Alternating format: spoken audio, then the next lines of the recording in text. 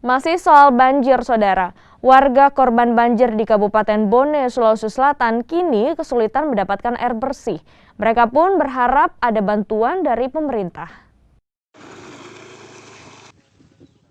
Banjir yang menerjang permukiman warga di Desa Malusetasi, Kecamatan Sibulue, Kabupaten Bone masih tinggi. Di tempat ini ada sekitar 150 kepala keluarga yang jadi korban banjir. Sebagian besar dari mereka bertahan di rumah mereka masing-masing. Para korban banjir ini pun kini mengharapkan bantuan mengingat mereka kekurangan makanan dan juga air bersih. Sekarang belum ada bantuan sama sekali yang masuk.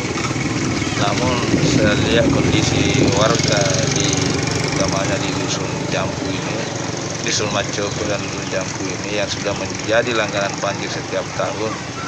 Yang mungkin yang dibutuhkan sekarang itu makanan yang siap saja atau cepat saji, begitupun air bersih dan obat-obatan.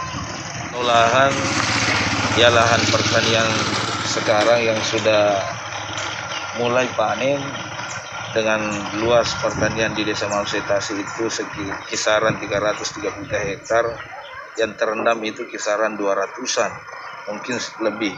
Yang kemungkinan akan siap panen, Pak. Siap panen sekarang. Kemungkinan akan mengalami kerugian karena